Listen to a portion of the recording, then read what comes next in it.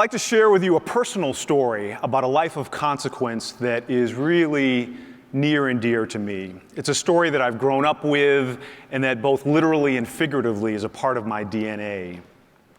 It's a story of awesome achievement in the face of perhaps crushing obstacles, and about someone who bet everything he had and everything he was on everything he dreamed of.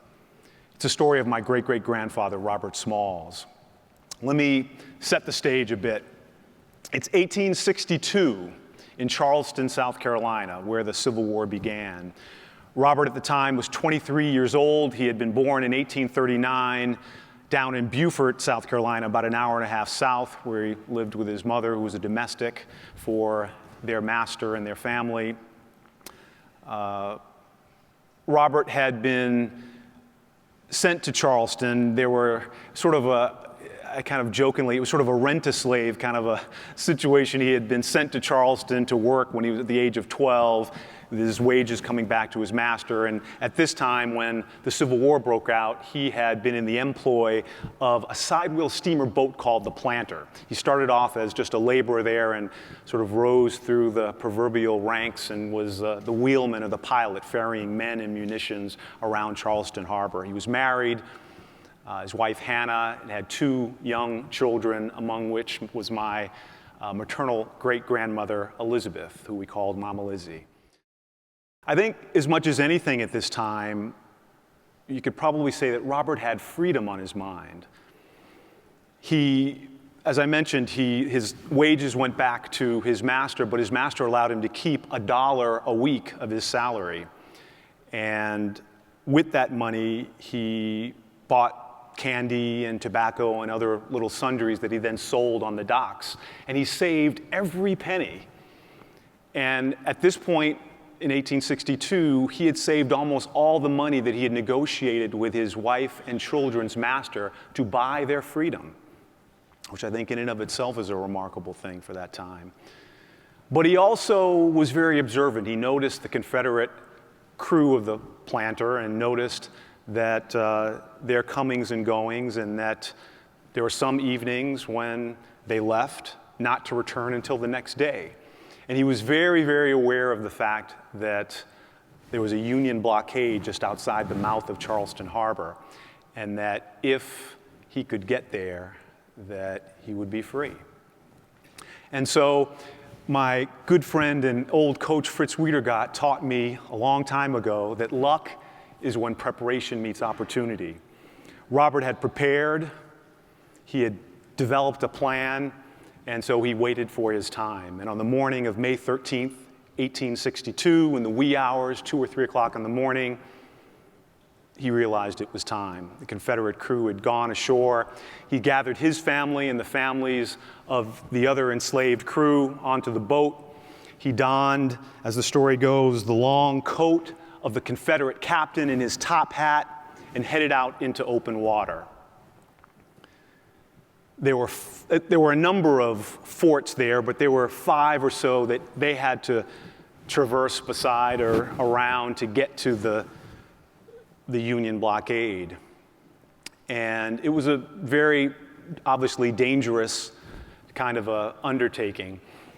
And Robert and his wife Hannah had agreed that they knew that if they were caught, that they would surely be tortured and murdered, probably in particularly violent fashion, as an example to others who might have those kinds of ideas. So they agreed. They lined the boat, the hull of the boat with dynamite, and they agreed that if they got caught, they were going to blow up the boat and themselves in it. So this was a do-or-die kind of a proposition. As they passed by the last and final and perhaps the most dangerous fort, Fort Sumter, the place where the Civil War actually began, I've often thought about what was going on in their hearts and their heads, the enormous amount of anxiety and fear, but at the same time balanced with hope, because they could see freedom was right there, maybe a mile or 2 away.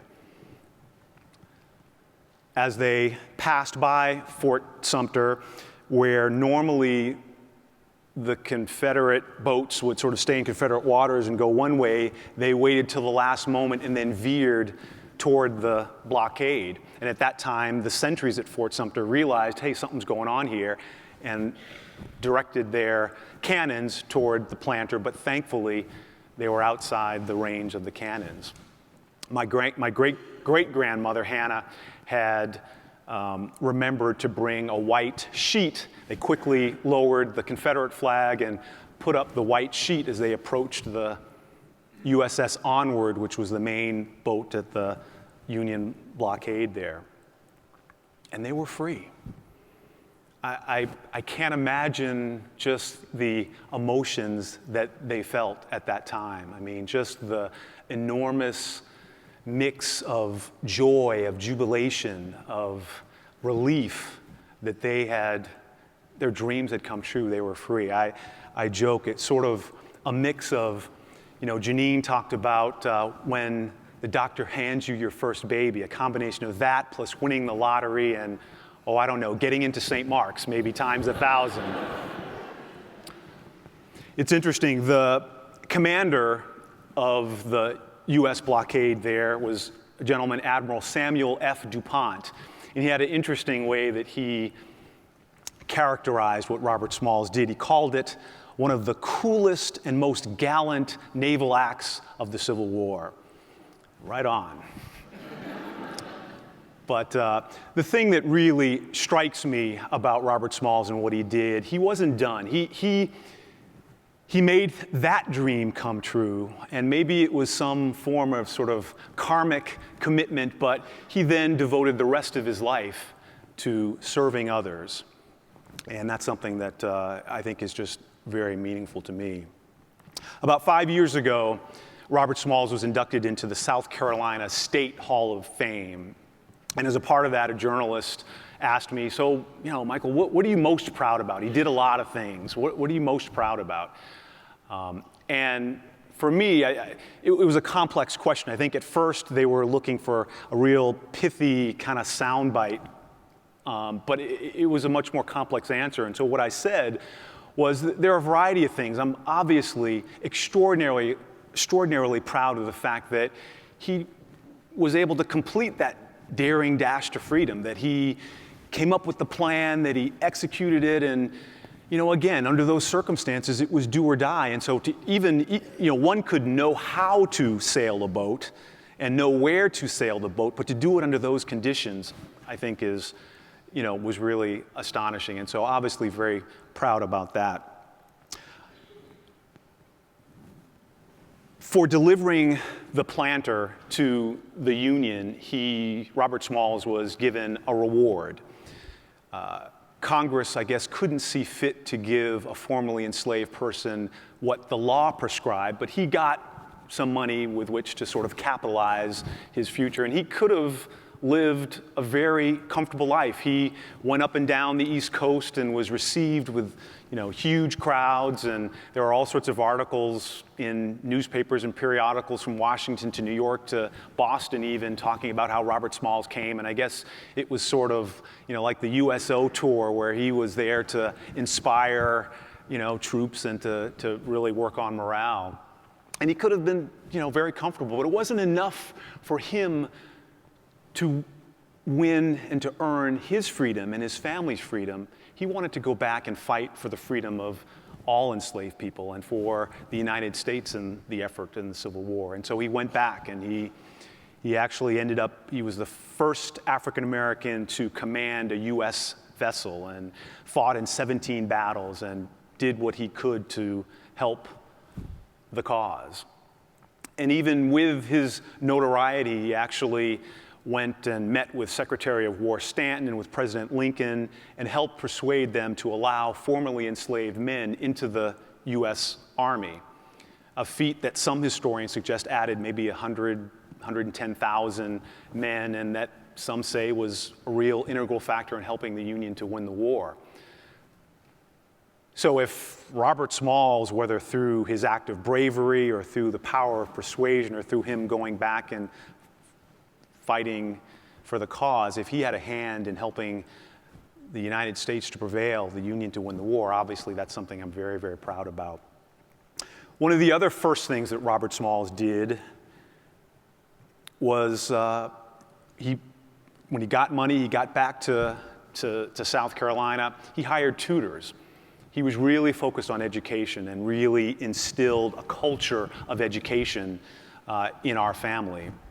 Robert would, as the story goes, he had two tutors who would meet with one in the morning and then another in the evening, because he really, he wanted to know how to read and to write and to communicate effectively. And he even extended that, of course, to his children. In fact, my great-grandmother was sent up here to the Allen School in West Newton. And I often chuckle, I went to a New England prep school in the 1970s and found it socially and culturally challenging. I can only imagine what my great-grandmother experienced going to a New England prep school in the 1870s. But, and even there, it wasn't enough to give himself and to give his family education. He was then elected after the war, and I'll get into this a bit, but he was elected to the South Carolina House and Senate, and when he was in the South Carolina legislature, he wrote legislation that created in that state the first free, compulsory, statewide public school system in the country. And so it's not too far of a stretch to call Robert Smalls the father of public school education in the United States, and so that's something obviously I'm very proud about. In terms of government, again, after the war, he leveraged his position, his notoriety, at a time when there was a need for extraordinary reform of the laws. And he put himself forward and was elected, as I said, to the South Carolina legislature. He was also one of the first African Americans to be elected to the United States House of Representatives, to Congress, where he served for 5 terms, more than, or as long as any other African American during that brief period of Reconstruction. One of the legacies of his service in the United States House now is Paris Island, which he sort of brought home the bacon, so to speak, to fund the creation of that Marine depot, which even to this day, I believe, trains about half of all the Marine recruits in this country. So I'm very proud of that. After Reconstruction, he was forced out of office, still found ways to contribute to others, to give his life and his talents to others. He rose to the level of Major General in the South Carolina militia, which is, I guess, akin to the National Guard these days.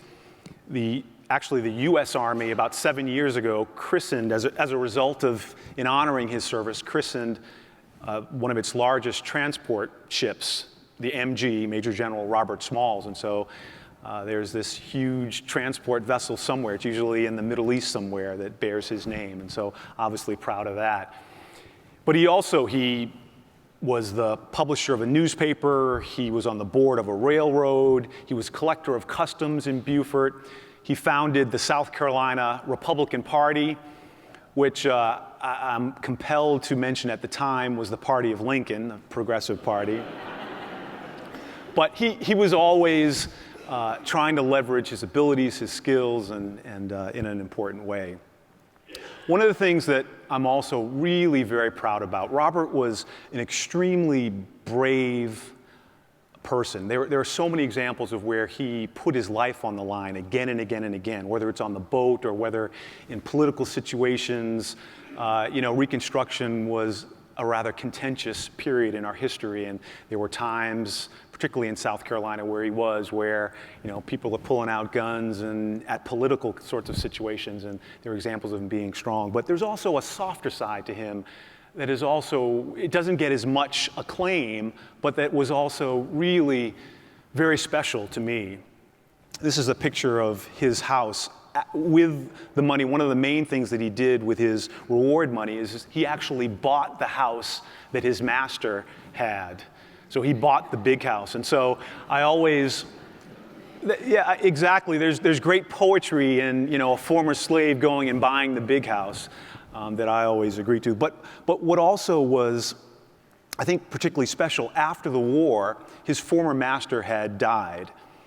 And his former master's wife, who at the time was mentally and physically ill, came back to the house, thinking that it was still her house and that she was still, the woman of the house. And Robert embraced her and brought her in and cared for her through her remaining days. He even allowed her to sort of stay in the master bedroom where she had always lived, thinking that she was still the woman of the house. And so I think there's a measure of humanity and of gentleness and just warmth that is very impressive to me. And under that context, having been a piece of property owned by this woman at one time, and having, gone through all that was the Civil War and Reconstruction, and to sort of have that as a part of him, I just think is a wonderful thing. Oftentimes I wonder whether I could have been so big. I don't know. But for me, what I was most proud about Robert really speaks more to his mindset. Professionally, I'm a marketer. I have spent my life thinking about psychology and the power of social influences, how to inspire people to do things. And so I know just how terribly powerful the messages that society gives someone can be. It's almost like, I don't know if you all can see there's a red dot here. And so society says, this is who you are, this is your dot. And, I was listening to Tabby's talk, and, society tells women and girls, for example, that the sciences and math and engineering, those might not be right for you. And so we shouldn't be surprised that, women are underrepresented in those disciplines. Society, for whatever reason, spews all these egregious kinds of stereotypes about African Americans. And so should we really be surprised that that has an impact on all sides in terms of behavior and attitudes?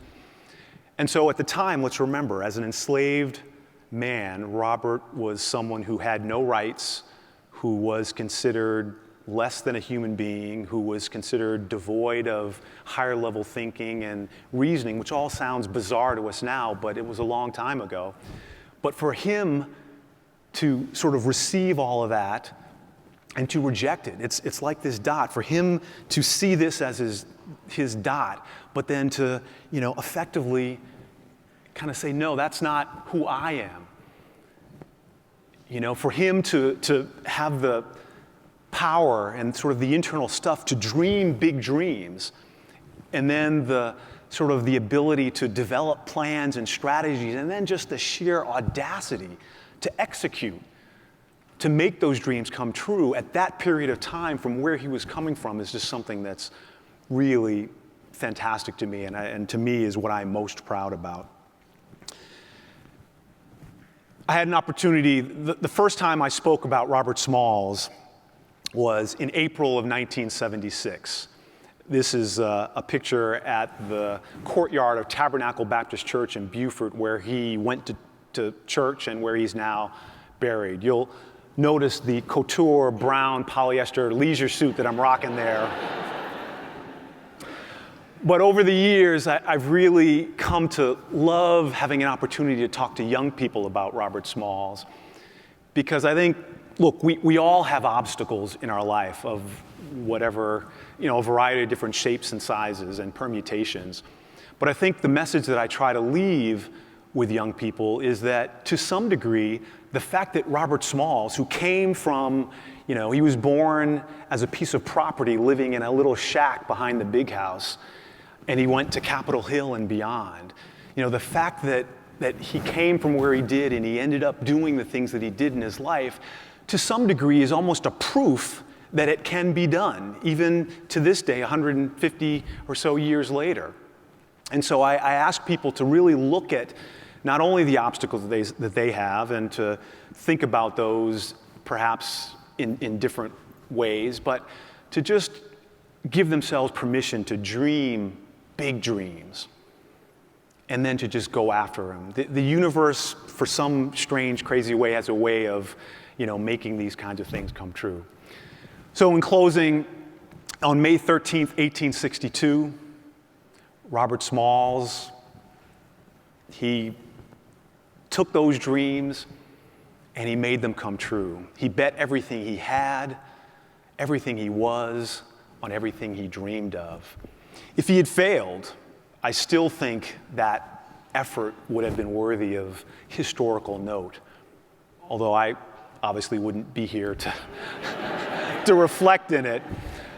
But the fact that he succeeded, the fact that he made his dreams come true at a time when there was very little logical or rational reason for him to believe that he could do or be much more than he was, to stay in his little round dot. Just to me, I think there's the DNA of great achievement that hopefully all of us can take inspiration in. Thanks for your time.